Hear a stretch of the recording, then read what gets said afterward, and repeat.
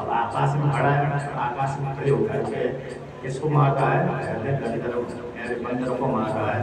और दूसरी बात है, कहते हैं सूर्य अस्त होने के पश्चात, सूर्य अस्त से लेकर के सूर्योदय के पहले तक राक्षसों की शक्ति दोगुनी होती जाती है। जैसे दिन में शक्ति राक्षसों की जाती है ना, उसी प्रकार से दिन में रात्रि में राक्षसों की शक्ति बढ़ जाती है, क्योंकि वो निशाचर होते हैं। जो निशाचर होते हैं उनकी जो शक्ति दिन में कमजोर होती है और रात्रि को बड़ी होती है, नजर होकर होते हैं। इसलिए राक्षस जब भी रात्रि को घूमते रहते हैं, इसलिए उनको निशाचर बोलते हैं। जो भी निशाचर होगा रात्रि विषण करने वाले को निशाचर बोलते हैं। इसलिए बिल्ली को निशाचर बोलते हैं। बिल्ली है, शेर है, भालू इत्यादि रात्रि को आहार के लिए जाते हैं, तो सामान जीव जंतु सो जाते हैं, सावधान नहीं रहते, दिखती नहीं है। और निशाचर वालों को रात्रि में अच्छे दिखते हैं। जैसे हम लोगों को रात्रि में कम दिखेगा, क्योंकि हम रात्रि में विषण नहीं करते। किंतु जो जानवर आदि शेर है, बिल्ली है, ये रात्रि को अच्छी प्रकार से चल देते हैं, इनको दूर की वस्तु बन जाती है। अभी तो बिल्ली रात्रि को चूहा को पकड़ लेती है अंधकार में भी। यदि बिल्ली को रात्रि को न दिखे तो चूहा को पकड़ नहीं सकती, इसलिए बिल्ली रात्रि को चूहा को पकड़ लेती है, इसलिए इसको निशाचर लगाती है। फिर राक्षस आदि को रात्रि को अच्छा रहता है, तो शक्ति बढ़ जाती है राक्षसों की, गंधर्वों की। तो कहते हैं अदृश्य होकर मेघनाथ भगवान राम से, लक्ष्मण से, सुग्रीव से, अन्यों से युद्ध कर रहा था। युद्ध करते करते करते कहते भयंकर युद्ध है। अब मेघनाथ तो अदृश्य होकर युद्ध कर रहा है। एक दृश्य वाला व्यक्ति अदृश्य वाले व्यक्ति को नहीं मार सकता। तो दृश्य वाला व्यक्ति होता है तो अदृश्य वाले व्यक्ति को नहीं मार सकता। हम मारेंगे किसको मारेंगे? बाण चला तो किसको मारेंगे? यदि सामने कोई लक्ष्य दिख रहा है तो हम बाण चला सकते हैं। यदि हमारे सामने कोई सामने दिख ही नहीं रहा तो हम मारे तो किसको मारे? आकाश में तीर मारना मतलब खाली जाना। आकाश में कोई तीर चलाता है तो लक्ष्य को भेद नहीं करता, बल्कि वो उसका तीर कैसे हो जाता है, बैठते जाता है, क्योंकि उसका सामने लक्ष्य नहीं, आकाश खाली जगह। इसलिए जैसे कभी कभी है कोई पुलिस कोई अपराध करता है तो फिर वो आकाश में तीर मारने के समान क्या करते हैं, प्रयोग कर लेते हैं। झूठा ही किसी के ऊपर केस ठोक देते हैं। तो उनको झूठा केस ठोकना मतलब अथवा ऐसा बोलते थे हमने पकड़ लिया उसको, जिसने अपराध किया वो पकड़ाया नहीं, किंतु उसने झूठा ही पुलिस ने ऐसा टीवी की आकर के बोले हमने उसको पकड़ लिया, हमको सबूत मिल गए, उसके डर के मारे व्यक्ति अपने आप पकड़ा जाता है। आकाश में तीर मारने समान होता है। उसी प्रकार से यहाँ पर भी राम लक्ष्मण मारे तो किसको मारे? राम लक्ष्मण युद्ध में मेघनाथ को मारे कैसे मारे? क्योंकि मेघनाथ आकाश में स्थित होकर के अदृश्य होकर के युद्ध करता होता और ये दृश्य होकर के युद्ध कर रहे थे। इसलिए कि राम लक्ष्मण पराजित हो गए। आता मेघनाथ ने नाग पास से होकर नाग मंत्र से होकर के नाग पास से होकर के भयंकर मानव का संहार किया, मानव का संहार किया। और राम लक्ष्मण के ऊपर इतने भयंकर अस्त्र शस्त्र बरसाए कि सारे राम और लक्ष्मण के अंग एक ही कहते हैं एक ही इतनी इंच भी जगह नहीं बची जहाँ पर भगवान राम के स्थान पर राम के अंग में बाण न लगा हुआ, लक्ष्मण के अंग में बाण न लगा हुआ। तो राम और लक्ष्मण को मेघनाथ ने क्या करते नाग पास से बांध दिया, इतनी जोर से बाणों को वर्षा करी, सारे अंग नाग पास से गिर गए। राम और लक्ष्मण के जब नाग पास से गिर गए तो कहते हैं नाग बाण को लगे हुए सांसा को बाण सांसा नाग रहते हैं। नाग जब बाण उसके शरीर के भीतर प्रवेश कर जाते हैं, बाण उसके साथ नाग वही नाग जिनको क्या कहते हैं मन ने जिसके शरीर में प्रवेश किया वो बाण उसी बाण से होकर के रक्त का पान होता है। रक्त के साथ साथ रक्त का पान करते करते करते उसका प्राण भी जाते हैं। इसलिए राम और लक्ष्मण को नागों ने जो नाग बाणों से घायल हो गए तो उसको बांध दिया, रस्सी में समान बांध दिया। नाग पास एक विशेषता ये भी है जिसके ऊपर प्रयोग कर दिया तो रस्सी के जैसे लपट जाता है। भाई बाण रस्सी के जैसे लपट भी जाता है, घायल भी करता है, ये तो घायल भी करता है और लपट भी जाती है।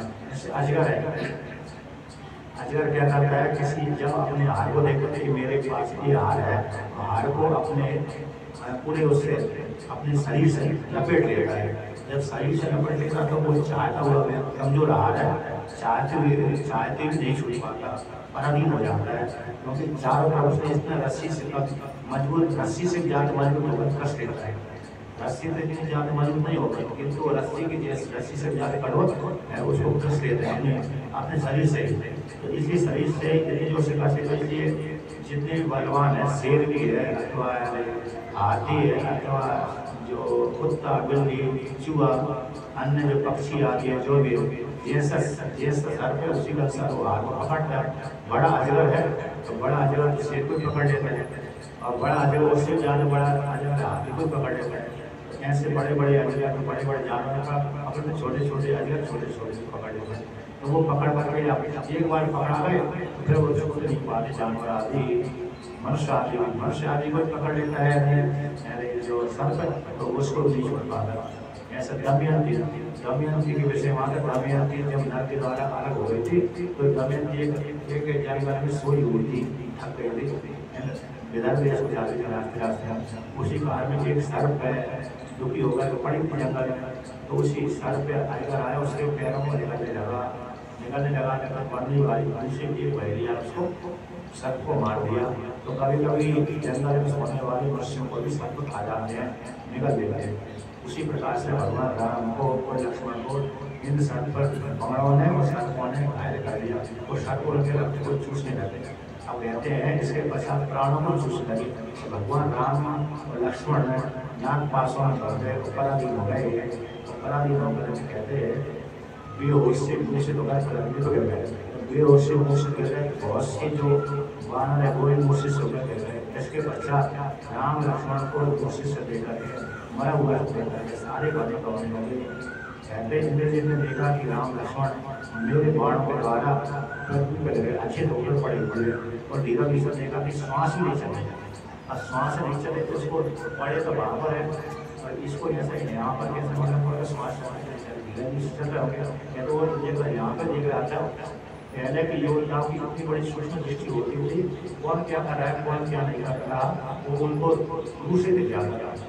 अभी उनको लक्ष्य करके यदि दृष्टि दूर दृष्टि ना हो, यदि सूक्ष्म दृष्टि ना हो तो जान नहीं पाएंगे, लक्ष्य नहीं कर देख पाएंगे। तो यहाँ जिस स्थान को वस्तु रखी है वो लक्ष्य दे नहीं सकते। जैसे अर्जुन के विषय में आता है, महाभारत काल में अर्जुन द्रोणाचार्य ने दुर्योधन को एक दिव्य कवच पहना दिया।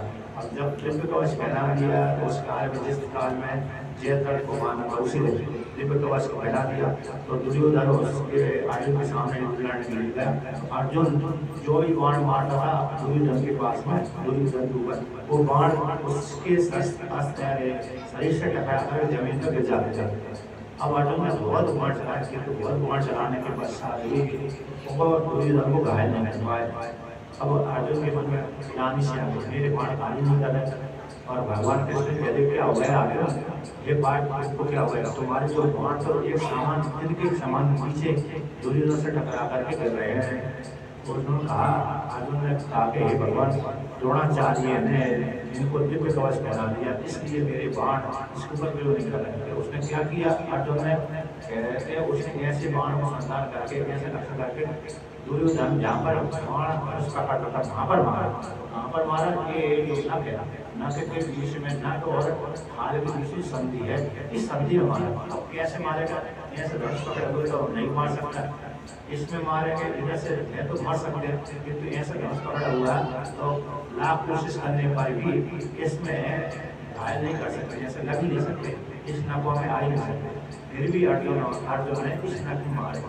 अर्थात दुर्योधन के नक और हाल की संधि उसमें बाण मारकर उसको घायल कर। यदि ऐसे मारा हुआ है, ऐसे जो पकड़ा हुआ है उसको लाख कोशिश करने के पश्चात भी इसमें बाण नहीं प्रवेश कर सकता, क्योंकि उधर से आएगा बाण किसी चला जाएगा और मुड़ करके तो नहीं आएगा, किंतु उसके मुड़ करके भी ऐसे आते हैं, ऐसे घूम करके भी उसके इस नकों में जाकर टच हो जाते टकरा रहे।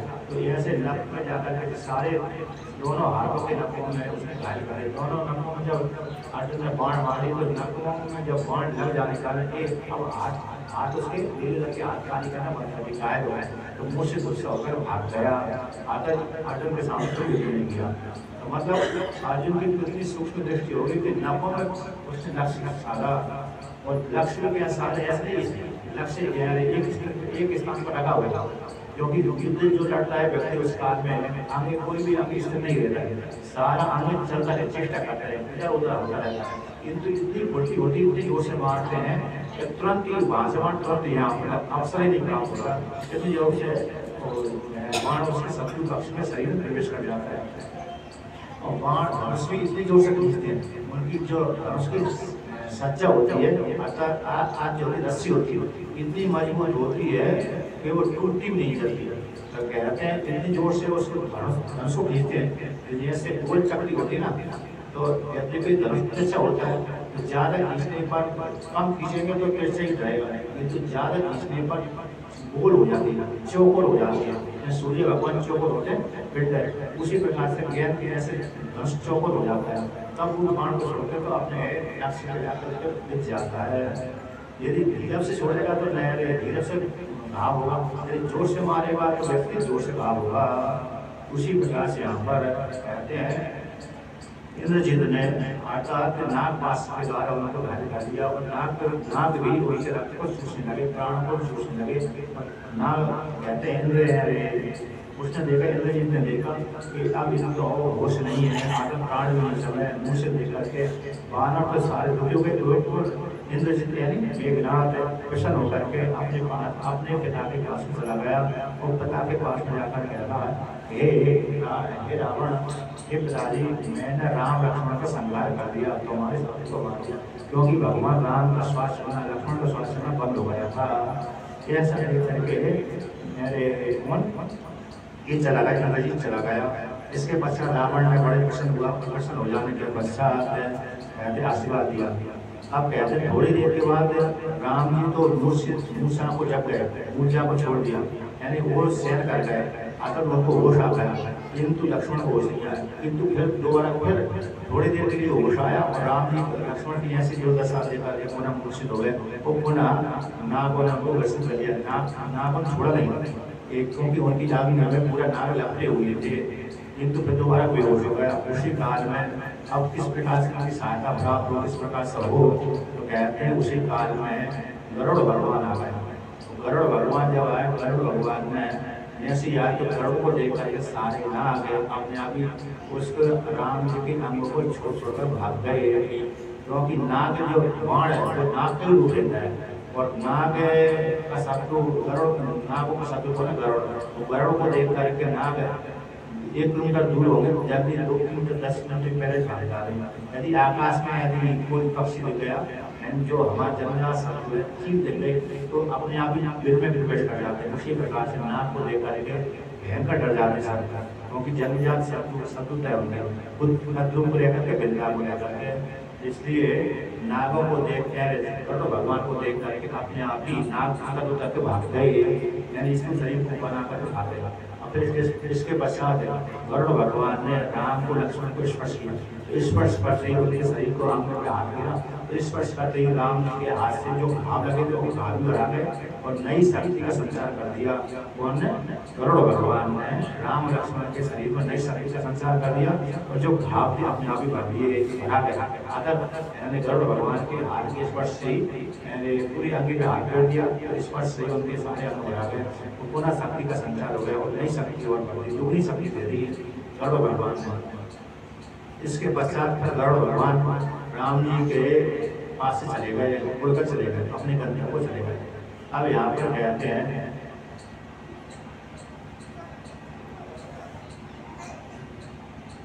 जब यहाँ पर वर्णन करते हैं, कहते हैं जिस काल में राम लक्ष्मण मूर्छित अवस्था में पड़े हुए थे उसी काल में रावण की इच्छा थी कि मैं बता दूं, सीता को बता दूं। तो अपनी राक्षसियों का जो राक्षसियाँ क्या करती थी, रक्षा करती थी, सीता की रक्षा करती थी।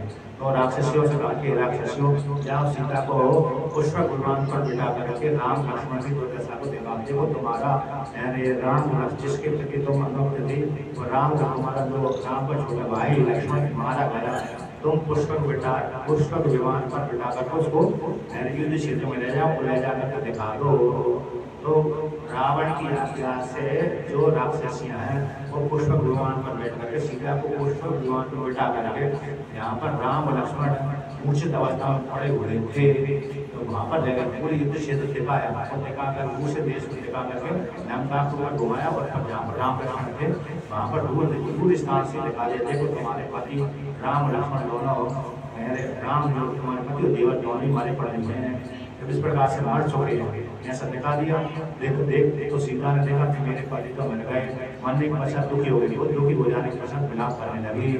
तो बहुत सी राक्षस उन्होंने फिर पुनः वर्णन किया, ज्योतिषियों ने तो मेरे विषय में ऐसा भविष्यवाणी करी थी, तुम विधवा नहीं होगी, किंतु ज्योतिषियों की वाणी यहाँ पे झूठी हो गई, मेरे पति देव मर गए, आकर मैं विधवा हो गई।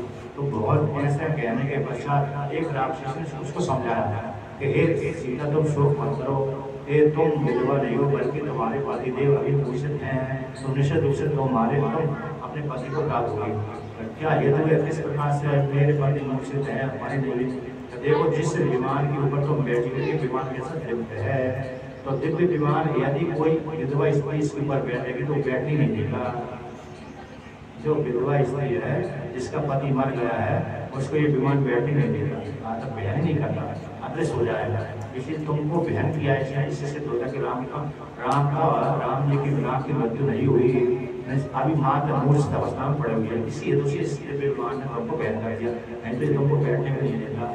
तो विशेषता है उस विमान की इस प्रकार से, तो उस पर समझ के शांत लोग।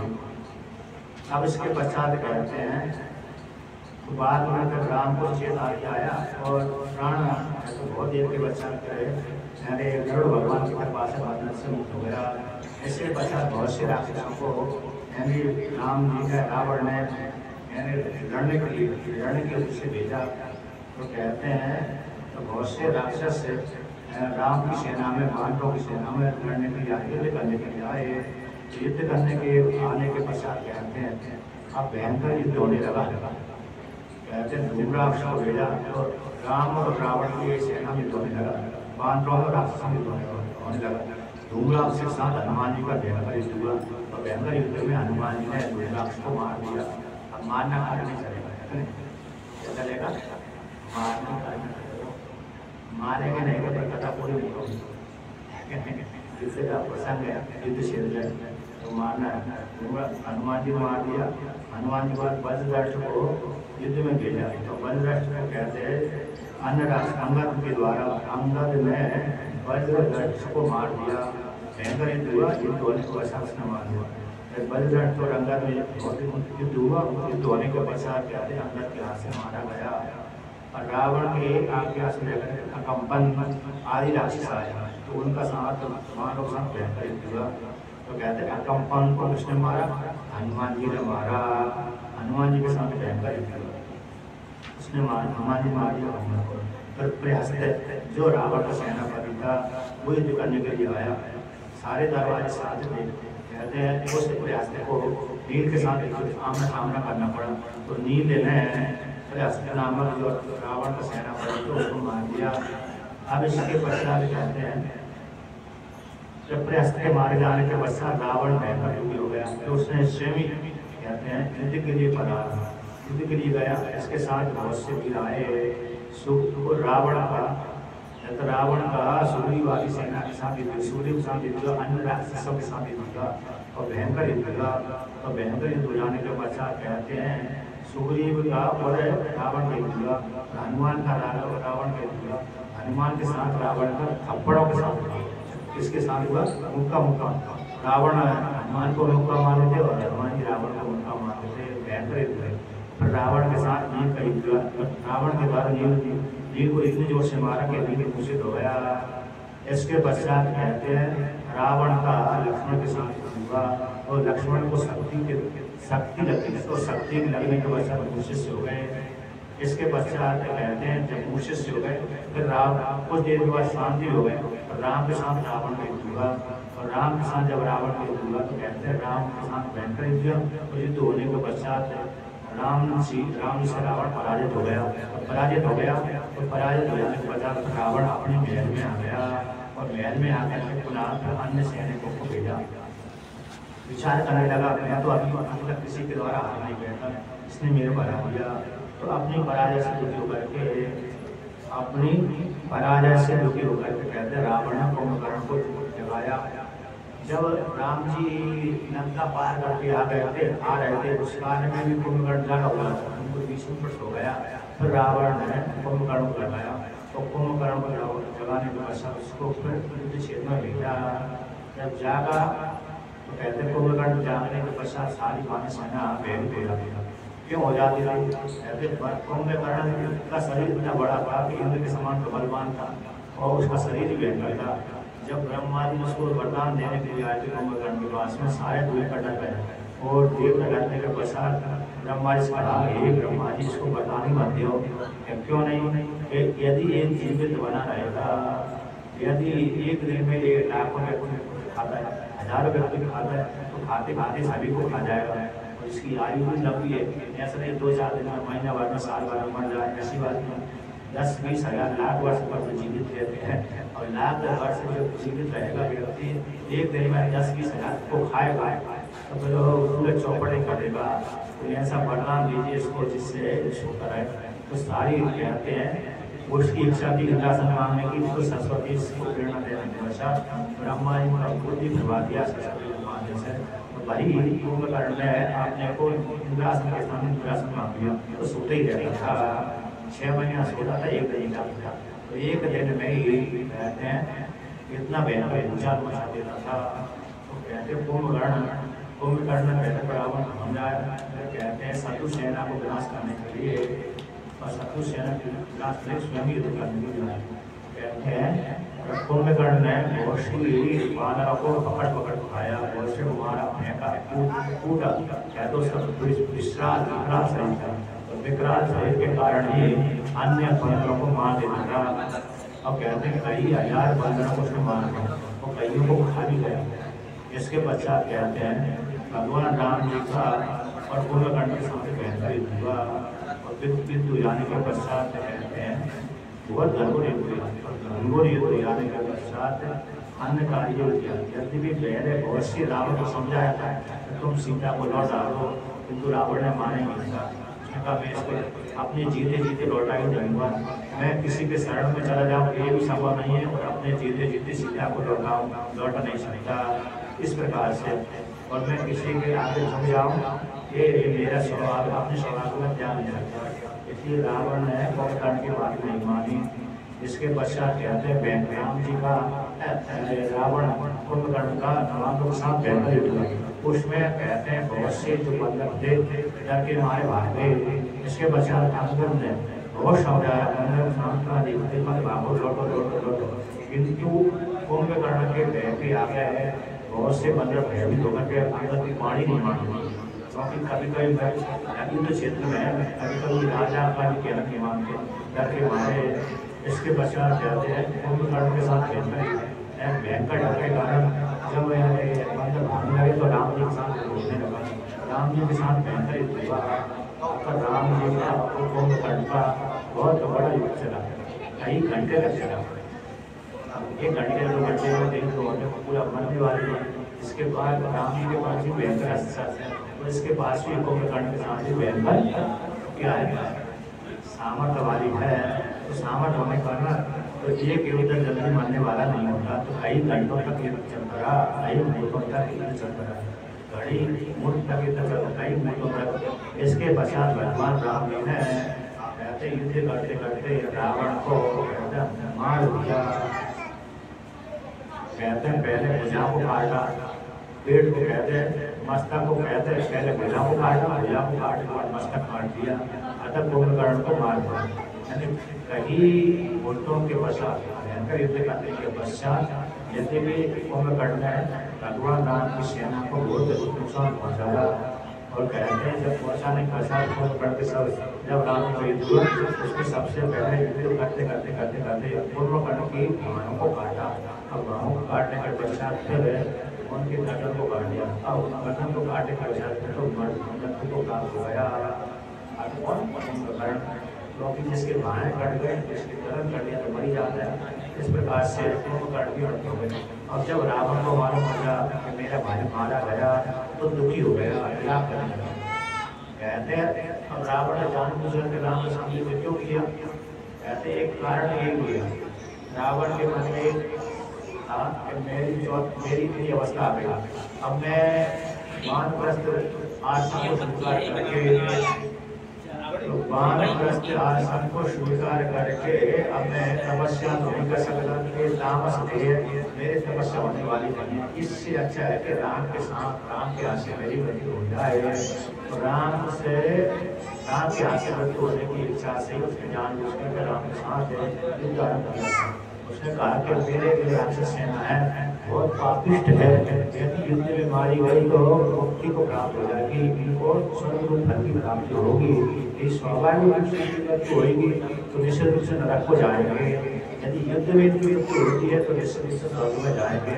इस हेतु से अपने परिवार का कल्याण करने के लिए रावण ने राम के साथ जान बूझ करके योग कर दिया था। इस प्रकार से रावण के बहुत से जो पुत्र थे उन पुत्रों के भाइयों के पुत्र, मित्रों के पुत्र, मंत्रियों के पुत्रों को भेजा। इसके पश्चात कहते हैं बहुत से पुत्रों को मार दिया। ऐसे रावण के पुत्र, भाइयों के पुत्र आदि युद्ध करने के लिए राम का जो रावण का पुत्र थे अंगद के साथ उसको और अंगद ने उसको मार दिया। इसके पश्चात कहते हैं कई घंटों तक, कई दिनों तक युद्ध चलता रहता है। इसके पश्चात देवांतर नाम का राक्षस आया, उसका हनुमान के साथ युद्ध चला। और कृष्ण नाम का जो राक्षस है उसका भी हनुमान के साथ युद्ध चला। और नील के साथ महुरा का युद्ध चला और सबके साथ महापरशु का युद्ध चला। तो कहते हैं हनुमान जी ने देवांता को कृष्णा को मार दिया और नील ने महुरा को मार दिया और सब नाम के अंदर ने महापरशु को मार दिया, वध कर दिया। और आगे करते हैं अतिकाय के साथ पहले लक्ष्मण के साथ युद्ध किया। अतिकाय जिसकी काया बहुत बड़ी है उसकी मतलब अतिकाय। अतः काया से अतिक्रमण कर दिया, बहुत विशाल शरीर था। इसका लक्ष्मण के साथ भयंकर युद्ध है। युद्ध होने पर कहते लक्ष्मण के हाथ से मारा गया। अब युद्ध भी ऐसा नहीं चलता है कि एक घंटा चलता हो, दो घंटा, 3 घंटा, 4 घंटा चलता है। एक युद्ध के साथ कभी मूर्छित होता है, कभी घायल होता है, कभी दूसरी युद्ध के साथ युद्ध करने लगता है। एक युद्ध उसको छोड़कर दूसरी युद्ध के पास में चला जाता है। इस प्रकार से चलता जाता है।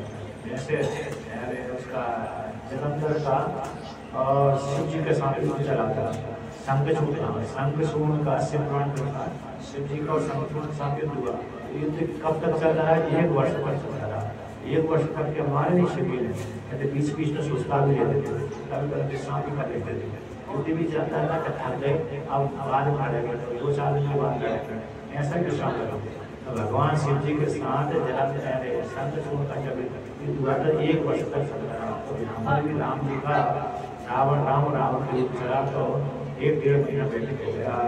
क्योंकि 2 महीने को समय दिया था, 10 महीने हो गए थे, 2 महीने समय दिया था। 2 महीने के बाद 14 वर्ष पूरे होने वाले हैं। ऐसे रावण को मारने के यहाँ से चले उसी दिन 1 दिन में ही वो 14 वर्षों को खड़ा हो गया था। इसलिए वो यहाँ से जाते वक्त 1 दिन में विमान के द्वारा तक पहुँच गए थे। इसलिए 1.5 महीने तक युद्ध चलता रहा। 1.5 महीने में भगवान राम ने रावण को मार दिया और मार करके राजगद्दी प्राप्त कर दी। तो कहते हैं यहाँ पर रावण के बहुत से पुत्रों को राम जी ने, लक्ष्मण जी ने, हनुमान जी ने, अंगद ने, विभीषण ने, अन्य ने मार दिया। अब कहते बहुत जब रावण के पुत्र मारे गए, मित्रों के पुत्र मारे गए, मंत्री के पुत्र मारे गए, मंत्री मारे गए, भाई मारा गया, इसके रावण के बाद इससे रावण की बहुत चिंता हो गई। और चिंता हो जाने के पश्चात कहते हैं इसके पश्चात अब यहाँ पर वर्णन करते हैं कि इंद्रजीत को उसको भेजा, इसको भेजा, इंद्रजीत को भेजा। इंद्रजीत का राम के साथ बेहतर कहते हैं। इंद्रजीत का जब इंद्रजीत के विषय में विशेष बात आती है, जब मेघनाथ युद्ध करने के लिए आया, जब कुंभकर्ण मर गया था, युद्ध करने के लिए आया तो उसके पास में ब्रह्मा जी का वरदान था, अग्नि देवता का वरदान था, अन्य देवताओं के वरदान थे। कहते हैं उसने वरदान मांगा था जब मैं युद्ध में जब लड़ूँ तो युद्ध में लड़ने से पहले मैं ये यज्ञ करके जाऊँगा। अब जब इस यज्ञ में सफल हो जाए तो मेरे को कोई भी योद्धा ना मार सके, ऐसे एक वरदान मांगा। युद्ध करने से पहले यदि युद्ध करने जा रहा हूँ उस कार्य में यज्ञ करके जाऊँगा, यज्ञ करके जाऊँ तो वो उसमें जो मेरे को जो कार्य था, यदि उसके बीच में कोई व्यक्ति यज्ञ में कोई विघ्न न पड़े तो फिर यज्ञ पूरा हो जाए। तो युद्ध में चला गया है तो जो भी कोई भी सामने मेरे युद्ध है लड़ने लगा वो मेरे से पराजय होकर के जा रहे हैं, अतः मेरी पराजय का प्राप्त हुआ और मेरी मृत्यु भी ना हो जाए। वो कहते हैं यदि युद्ध करने से जा रहा हूँ तो यज्ञ किया मैंने, यज्ञ करते समय किसी ने मेरे यज्ञ में विघ्न पहुँचा दिया, वो तो पूरा नहीं होने दिया तो मेरी मृत्यु भी हो जाए उसी काल में। आते युद्ध लड़ते लड़ते मर जाए। अतः मेरा यदि यज्ञ पूरा हो जाए तो मेरी मृत्यु न हो, यज्ञ पूरा न हो तो मेरी मृत्यु हो जाए। इसलिए लक्ष्मण जी ने एक हनुमान जी लक्ष्मण जी ने जो अंतिम युद्ध चल रहा था उसका वहाँ पर यज्ञ कर रहा था। अंतिम युद्ध में यज्ञ करके अंत रथ प्राप्त करने वाला था और यज्ञ करके जाने वाला था, किंतु भीषण की राय से हनुमान जी ने और लक्ष्मण जी ने उसके यज्ञ पूरा होने नहीं दिया, इसलिए वो युद्ध पूरा न होने का मारा गया। तो वरदान ऐसे ही मांगा था उसने, ब्रह्मा जी से वरदान यही मांगा था कि एक वरदान ये मांगा था कि मेरे को रथ की प्राप्त हो जाए और मैं रथ के द्वारा अदृश्य होकर के माया के द्वारा अदृश्य होकर के सत्य को शरण करूँ। उस काल में अपने सत्य को दिखू ना तो इंद्र देवता को नहीं देते थे। सामान्य स्त्री पुरुष सामान्य योद्धाओं को तो देते नहीं थे, किंतु देवताओं को वो युद्ध क्षेत्र नहीं देते थे, क्योंकि इंद्र देवता को ऐसे ही पकड़ा था उसको। इंद्र देवता के साथ युद्ध करता था और अदृश्य होकर के युद्ध करता था। तो इंद्र देवता को मालूम नहीं है कि तरह से मेघनाथ अस्त्र चला रहा है, तरह से नहीं चला रहा, कहाँ पर खड़ा है कहाँ पर नहीं खड़ा। ऐसी अवस्था में उसने कोई पकड़ कर मार बना कर ले आया। इसलिए इंद्र भी नहीं देख पाता था, क्योंकि देवता है वो व्यापक है, देवता देखना चाहिए थे किंतु नहीं देख पाए उसे, इसलिए वो इंद्र देवता भी आ गया था, सारे देवता आ गया। उसी प्रकार से यहाँ पर भी एक रूप में तो राम लक्ष्मण पराजित हो गए थे, 2 बार पराजित हुए, राम लक्ष्मण घायल हो गए, मूर्छित अवस्था को प्राप्त हो गए। एक बार वैसी नाग पास के बार मूर्छित हो गए, दूसरी बार फिर मूर्छित हो गए, तो 2-3 बार तो राम लक्ष्मण भी घायल हो गए, मूर्छित अवस्था में पड़े रहे। धीरे धीरे से कहते हैं मेरे मृत संजीवनी विद्या के द्वारा उनको चिंता पहुँचाए। राम जी को लक्ष्मण जी को सजीवन मूर्ति मृत संजीवनी विद्या है, 4 ज्योतियाँ होती हैं, उनको सुगा कर राम जी को मूर्छित अवस्था को मूर्छित हो गए थे, राम जी बेहोश हो गए थे और उनकी श्वास चलना बंद हो गई थी। राम जी की और लक्ष्मण जी की प्राय करके सारे बानरों की, हनुमान जी को छोड़ करके, जामवंत जी को छोड़ करके और भीषण को छोड़ करके, इन 3 को छोड़ करके प्राय सारे बंधन मृत्यु के रूप में चले गए थे। अंगद है, सुग्रीव है, नल है, नील है, अन्य द्विविध है, ये सारे सुषेण आदि सारे बंधन और भगवान राम जी मृत्यु के रूप में चले गए थे, किंतु हनुमान जी जीवित हुए। तो जामवंत जी ने कहा हे हनुमान तुम शीघ्र हिमालय क्षेत्र में जाइए, द्रोणागिरी पर्वत पर आइए, वहाँ पर 4 प्रकार की औषधियाँ होती हैं, उनको ले आइए। तो हनुमान जी पहाड़ उठा के आए, वही औषधि को यहाँ पर मात्र रखने मात्र से उसी औषधि से कहते सुनने मात्र से ये सारे घाव जो मूर्छावस्था होती उनकी छूट गई, जो अपने आप ही भाव थे उस औषधि के व्यवहार से स्पर्श मात्र से सुनने मात्र से सारे घाव अपने आप बन जाते हैं। औषधियों में एक विशेषता होती है, अभी वर्तमान की औषधियाँ ऐसी नहीं है जो लगाते ही घाव बनते हैं, किंतु पहले की जो औषधियाँ होती थी वो घाव में जैसी लगाए घाव को तुरंत अपने आप ही बढ़ते हुए थे, अपने ही भरा जाता था। तो भगवान राम जी के शरीर में जितने घाव थे, लक्ष्मण जी के शरीर में जितने भी घाव थे, उन औषधियों के स्पर्श करते ही अपने आप घाव पूरे हो गए, भरा गया, अपने आप दिव्य शरीर हो गया। कहते जितने भी बंदर बेहोश पड़े थे वो सारे बंदरों को सुगाया, स्पर्श करा सुगाया, नाक के पास में रखा, तो नाक के पास में रखते वो सारे जीवित से हो गए, जितना आ गया। उसी प्रकार से महाभारत में एक प्रसंग आता है, पितामह से कहते अर्जुन ने इतना भयंकर युद्ध किया, उसमें दुर्योधन भयंकर घायल हो गया, तो दुखी होकर के पितामह के पास चला गया, हे पितामह तुम तो मेरे पक्ष में होकर के पांडवों के साथ कर मेरी हानि पहुँचा रहे, मेरे को मारना चाहते हो, देखो तुम्हारे रहते रहते मैं कितना घायल हो गया, जबकि मेरे तुम सेनापति हो और पांडवों को मारी नहीं रहे, देखो मैं कितना घायल हो गया। अब ऐसा बोला तो पांडव के द्वारा अर्जुन के द्वारा बहुत घायल हो गया, तो दुखी होकर गए भीष्मपितामह के पास गया, तो भीष्मपितामह ने क्या किया, उसके शरीर में ऐसी औषधि लगाई तो जितनी उससे घाव तुरंत ही बना गया, तो जितनी उसकी शक्ति शक्ति हो गई अपने आप ही प्राप्त हो गई। तो विश्वता माँ के विषय में सुना महाभारत में आता है समय विश्वता माँ ने मात्र और को लगा इसको लगा दो तो वो दुर्योधन भी नहीं जानता था कि इससे और से घाव भरा जाता है, इससे और इससे ऐसी शक्ति जाती है। मात्र विश्वता माँ जान गए उसने उन्होंने ठोस दिया दे दिया इसको लेकर लगा दिया। तो जैसे ही लगाया उससे समझ उसके पानी में लगा घायल अवस्था थे वो घायल थे वे भी ठीक हो गए। और जो जहाँ से घाव हुए थे वो घाव भी भरा गए, जो घाव लगने से जो चिन्ह पड़ते वो चिन्ह भी समाप्त हो गए और पूरा शक्ति का संचार हो गया। तो उपज और ऐसा प्रभाव होता है किंतु वही अवस्था को क्या करना पड़ती है, उनकी आज्ञा लेकर के होना पड़ती है। बिना आज्ञा के होने तो अदृश्य हो जाती है। यहाँ पर भी हनुमान जी के देखते देखते अदृश्य भी हो गए, किंतु बाद में हनुमान जी पहाड़ को लेकर के काट दिया। अब एक प्रसंग कनिष्ठ ओम पूर्णमदः पूर्णमिदं पूर्णात् पूर्णमुदच्यते।